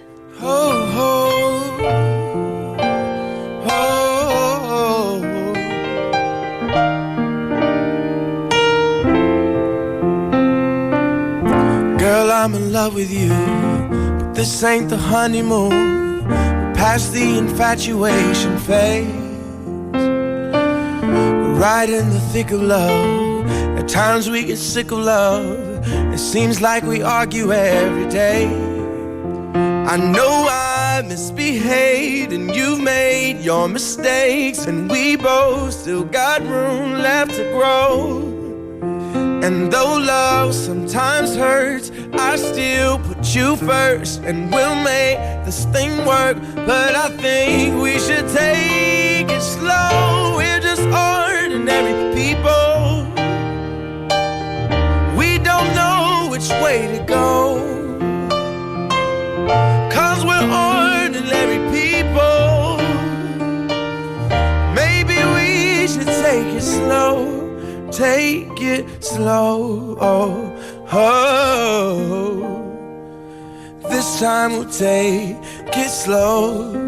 Take it slow. This time we'll take it slow. This ain't a movie, no fairy tale conclusion, y'all. It gets more confusing every day. Sometimes it's heaven sent, then we head back to hell again. We kiss, then we make up on the way. I hang up, you call, we rise and we fall, and we feel like just walking away. But as our love advances, we take second chances. Though it's not a fantasy, I still want you to stay. We're just ordinary people. We don't know which way to go.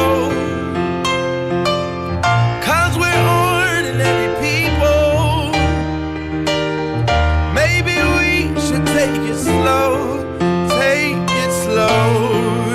Oh, this time we'll take it slow, take it slow. Oh, this time we'll take it slow, take it slow. Maybe we'll live and learn, maybe we'll crash and burn, maybe you'll stay, maybe you'll leave, maybe you'll return, maybe another fight, maybe we won't survive, but maybe we'll grow, we never know, baby, you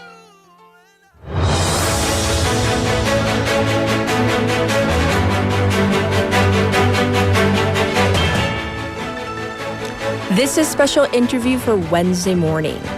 Pope Francis, the first priest or pope from the Americas to head the Roman Catholic Church.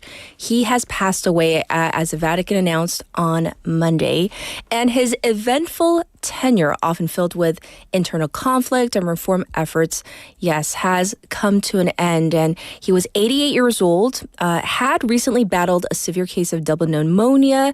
However, according to the Vatican, they have released what they think is the cause of death. It was something else. It wasn't pneumonia. Despite this, his passing was unexpected, as he had appeared in good spirits riding through St. Peter's Square in what they call the Pope Mobile and waving to enthusiastic crowds just the day prior on Easter Sunday. So to break this down for us, we have invited Professor Friar Stephen Avella, a Professor Emeritus of History at Marquette University. So let's say hi. Hi, welcome to the program. And of course, first and foremost, deepest condolences. Thank you so much. He's a great loss to us. Yes, absolutely. A wonderful man, a great pope. Yes, so tell us more about him. How would you describe his legacy, Pope Francis? It's on a number of levels. Internally, living inside the church as I do, he was a man of great simplicity. That office of the Pope is, obviously a very high profile and a very old institution. And he brought to it a kind of a freshness and simplicity that many Catholics, myself included, found very, very refreshing. He refused to live in the palace, the papal palace, which is on there at the grounds of St. Peter's.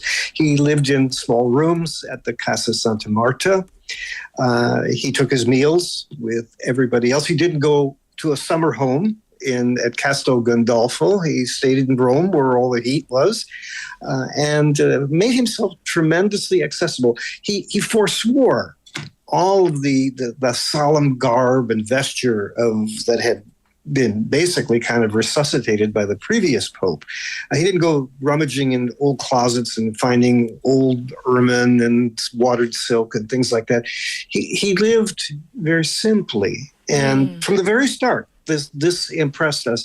Externally, he wanted to make sure that the world knew that the Catholic Church existed not for itself, but to serve the people, and particularly the poorest and most marginalized of the world.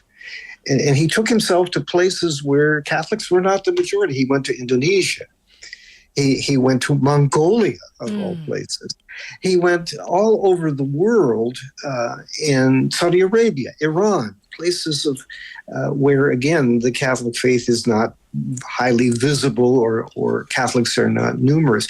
And it was all in part to say that we share a kind of a fellowship as human beings, that even though we have religious differences and cultural differences, linguistic differences, we're all brothers and sisters. He tried to exemplify that in his work. So that what I would say is what people will probably talk about the most on his Saturday funeral. And as time goes on, as we get more retrospective on him, the impact, the power of this will be even more felt. At least that's what I believe. Right, indeed. And as you so aptly describe him, myself as a non-Catholic, moved by, stories of him just throughout the years, washing of the feet of inmates, etc. I mean, so powerful, his story. And looking at the papacy under Pope Francis through a historian's lens, how would you compare, and you've already alluded to a little bit of it, but if you had to compare his leadership style and priorities,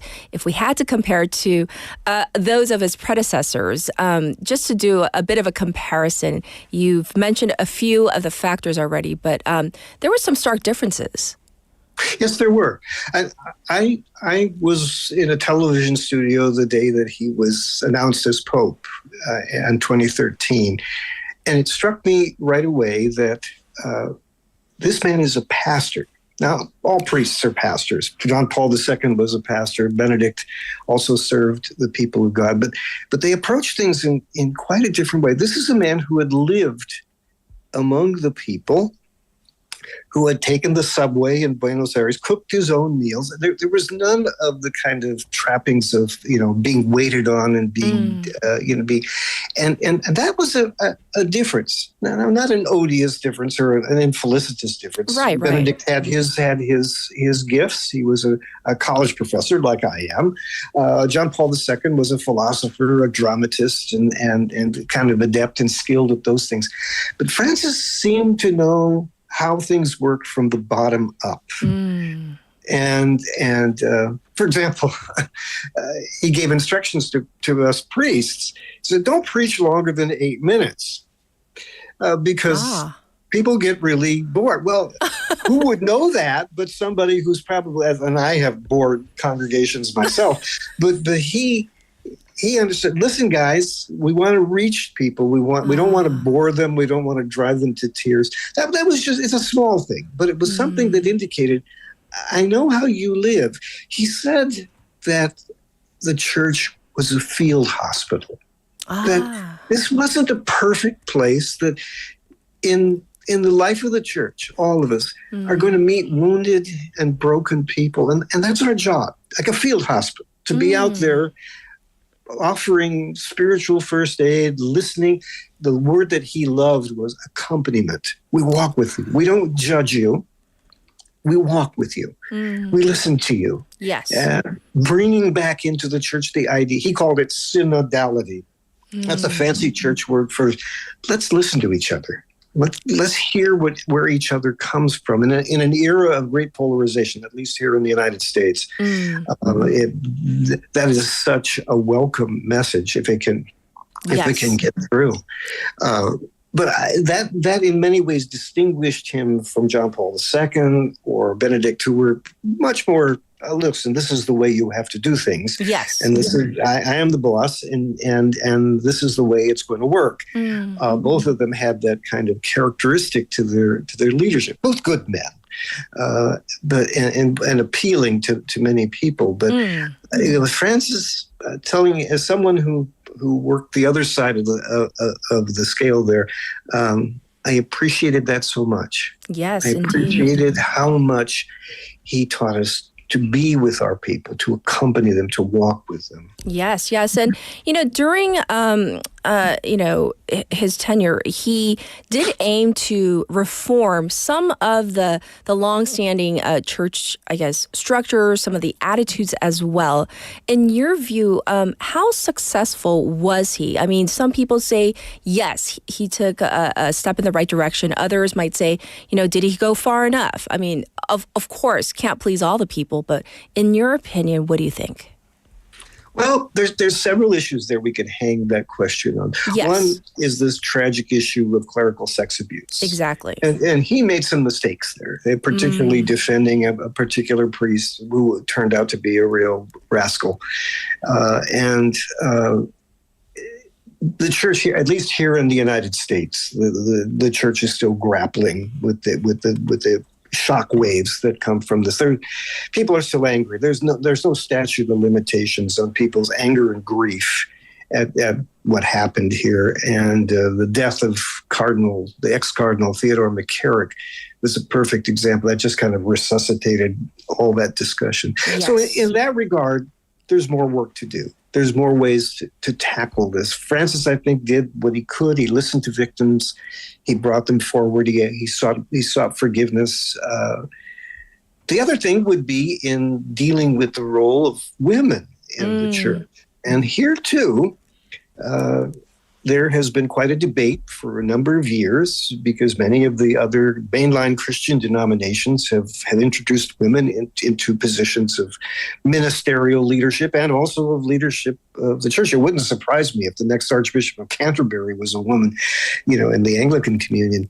But here he kind of opened the door slightly to ordaining women to one of the phases or stages on the way to the priesthood called the diaconate. Yes. And many people took great comfort in that because in my humble estimation, I don't think there's anything that bars that in the early church, there were women deacons, deaconesses. And even the whole idea of women priests doesn't offend me or bother me. I think we could do that. But Francis had to deal with the questions of the international church, where this position would not be accepted. So I think he opened the door there. Maybe his successor can push it open a little bit farther. Then in the areas of homosexuality, acceptance of lesbian, gay, transgender people, I think he was at his most compassionate and really took a major step forward in reforming the positions of the church towards gay, lesbian, transgender people. I'm very grateful for that. Yes. That who am I to judge? That was both his famous words that he uttered on the airplane. Really, that lifted the hearts of so many people when they heard that, particularly gay Catholics, and the acceptance of people in this state of life, blessing even to bless people, which was a big step forward. Now, was there opposition to that? Of course. In the United States, there was a very strong Catholic conservative movement and very well financed, and they rage about that all the time, particularly on the official quote unquote Catholic network here in the States. And also, there's the opposition of clerics in Africa to any kind of acceptance of homosexuality. So it's a knotty issue. He did the right thing. Trust Francis to always do the compassionate thing, the loving thing, and to express to the extent that he could that we're with you. We're not against you. We're not judging you. Go ahead, please. Yes.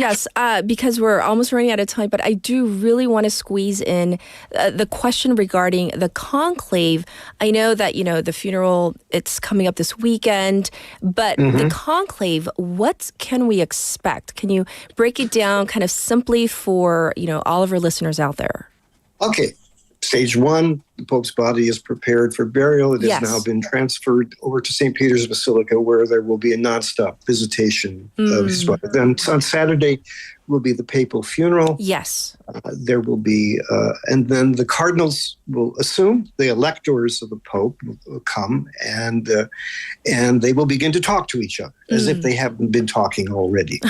The conclave is a very human experience. Okay, it's not you just sit there and close your eyes and click your heels, and all of a sudden, here's the guy who's going to be Pope. These cardinals are assessing each other. They're listening to each other. What are the needs of the church? What's going to go who do we need? What kind of a person do we need? How old should he be? And so on and so forth. So that whole discerning process is going on right now. Yes. At the end of a period of official mourning, there will be speeches by the cardinals. Right.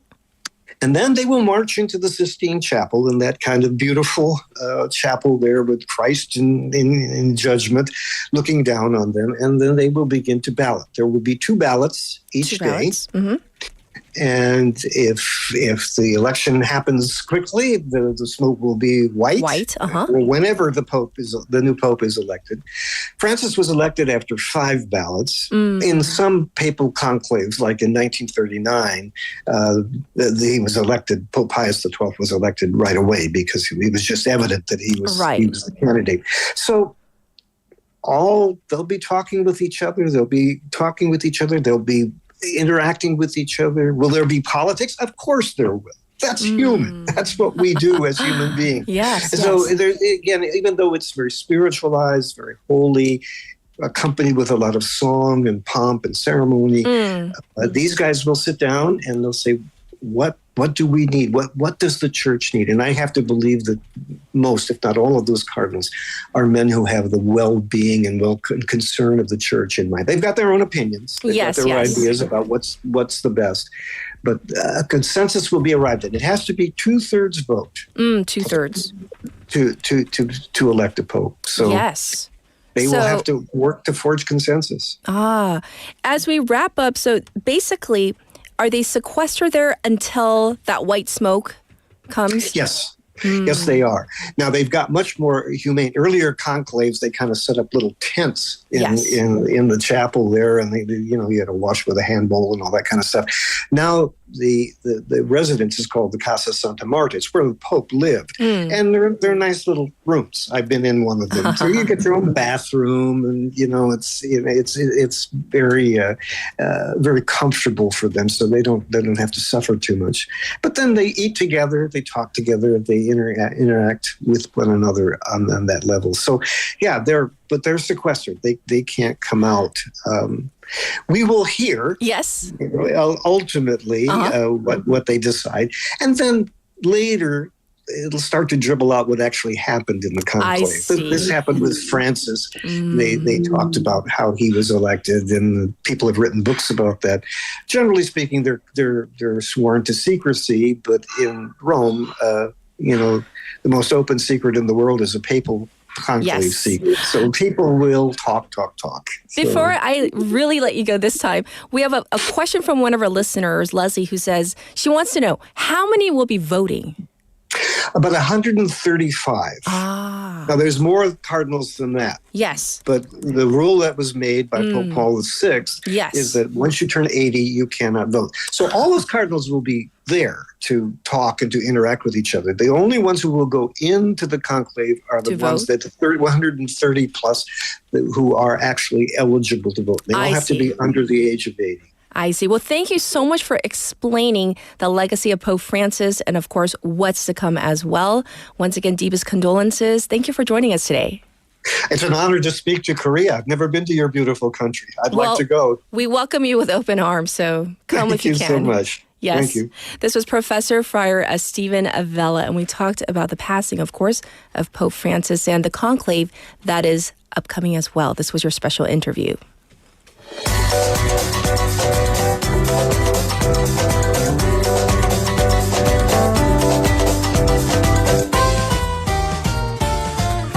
It is time for Jennifer. She's here in the studio, and I believe it's called Work in Progress. Is that the name of our new segment? That's right. Yes. Yeah, we'll be exploring fresh trends in the workplace and big shifts in how we work and grow our careers. Yay.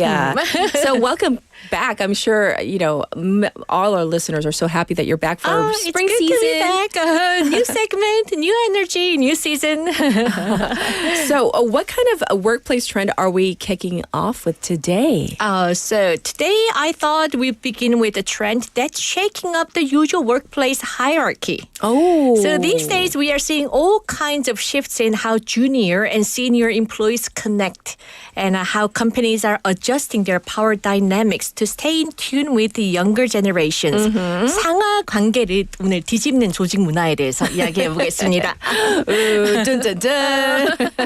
So interesting. I'm sure our listeners, some of them, they share so much like in our chat room about like what's going on in, their own workplace. Like, because there's a lot of like, hierarchy and the dynamics between like the higher ups and, the rank and file. Yeah, I'd love to hear from our listeners as well.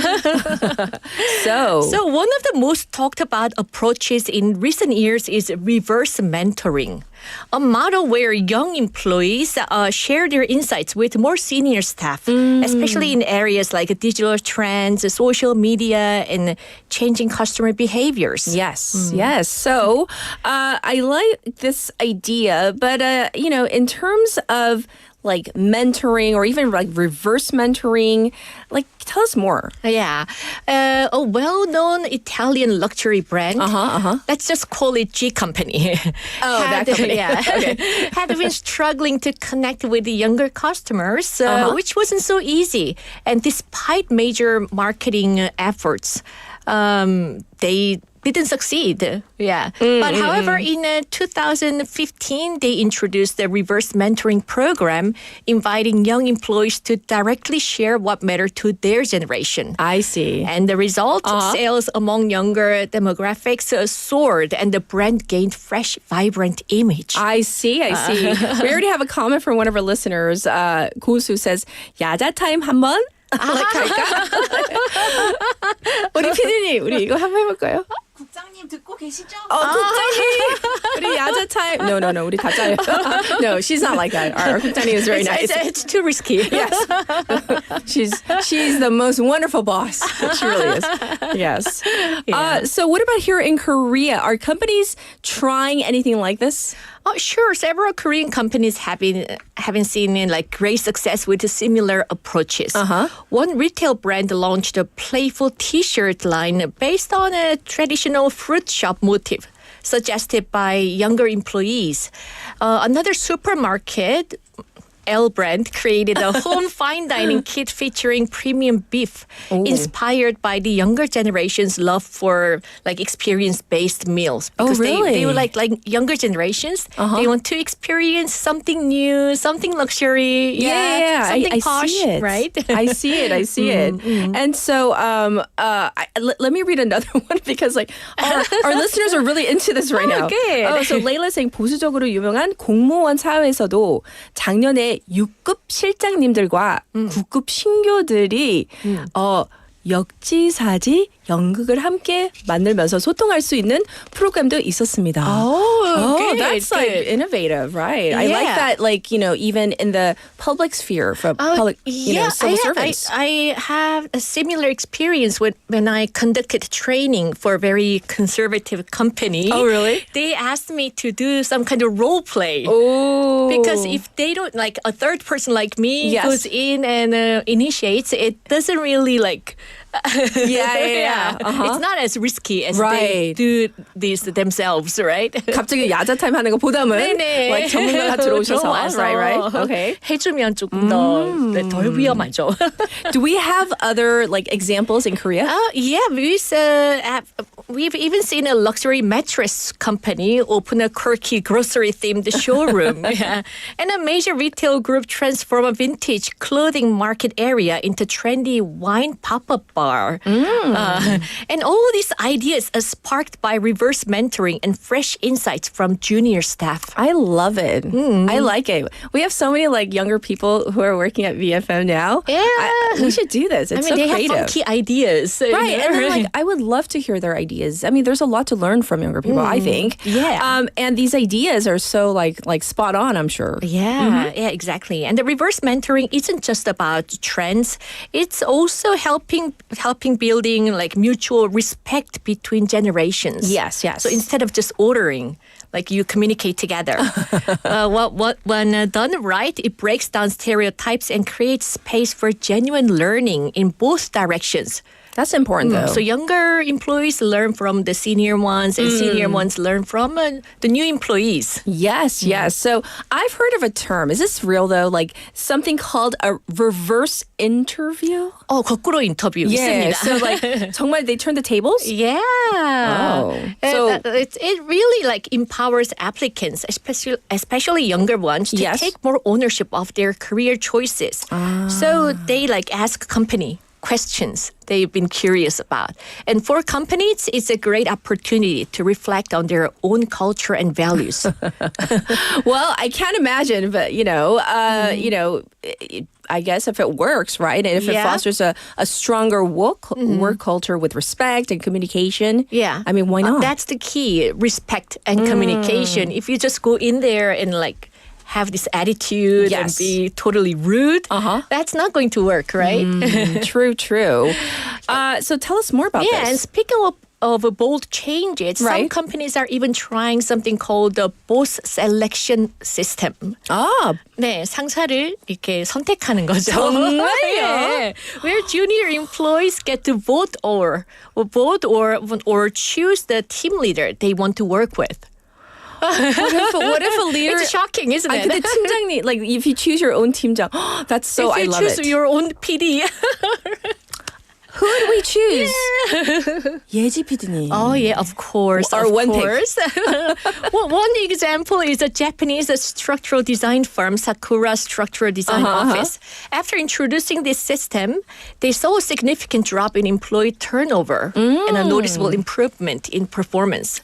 Employees felt more valued and engaged because they had say in who led their team. Yeah, they could choose. Right. But I was thinking, what if 팀장님이 what if there's nobody that wants? Yeah, I was thinking about that. What if it can be embarrassing, right? Yeah, 아무도 그 팀장님이랑 일 안 하고 싶으면 어떡해요? If I'm the boss and nobody selects me as a boss, I would feel so hurt. Yes, but then maybe you need to look back and think why wasn't I chosen, right? Yeah, we have to make sure that it's anonymous. Oh yeah! Oh my God! Oh, the revenge! Yeah. Oh no! Yes.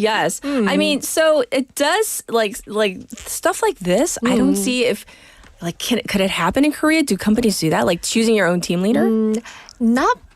As far as I know, none of the major companies, right? Not major companies. I know this idea might seem unconventional, but when rooted in mutual respect and open communication, they can lead to more dynamic, responsive, and inclusive workplaces. Yes. So I guess it's not about tearing down the hierarchy. Not necessarily that, but at least to make it more flexible. Yeah, and of course there are also risks. Let's get into the risks. Yeah, if it's done without careful planning, it can lead to blurred lines in roles and responsibilities. True. Some managers might feel their authority is being questioned, and employees might hesitate to give honest feedback out of fear. That's true. What if they find out?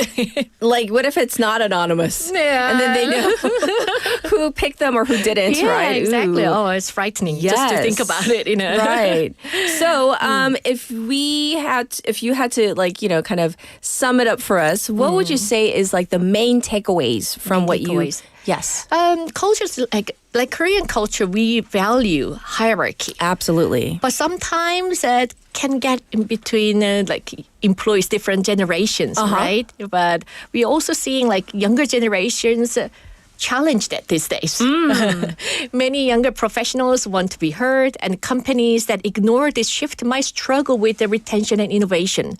So it's time to think again. That's and true. Find new strategies. I mean, if you can retain younger talent, people who are really talented and innovative because they don't necessarily fit the hierarchical kind of that mold, the traditional mold, then you might be losing out as a company too, right? Exactly. That's why one of the biggest challenges nowadays is like younger employees, young employees, they don't stay in company for too long. Right. There is no they like keep changing jobs, right? Exactly. It's like this loyalty like for 30 years at a company that doesn't exist anymore. Yeah. So, well, I guess we have to evolve with the times, right? Yep, that's right. Well, thank you so much for our inaugural segment. And of course, we look forward to the entire season. Thank you. I'll be back next Wednesday with more insightful and useful information. All right. Thank you, Jennifer. Thank you. Bye-bye. Wow. So today we went over such a myriad of topics. We talked about the Lotte Giants doing well. We talked about your favorite athlete. We also talked about the passing of the Pope and, of course, what's to come in the conclave as well. And even in the workplace, to kind of think about differences and also maybe not think of, younger versus older versus the whole idea of challenging the system, but just being open-minded and having that dynamic, conversation and communication between and among company members. I think that would be awesome. But guess what? The thing I love about Morning Wave in Busan is the communication with all of you out there, all the waivers. So thank you for tuning in and chiming in. Our show is produced by Cho Ye-ji. We have our writers, Haley and Sue as well. I'll be back tomorrow to do it all over again. Final song for today is Ura Cha Cha by Rumblefish. Have a good one, everybody. Bye-bye.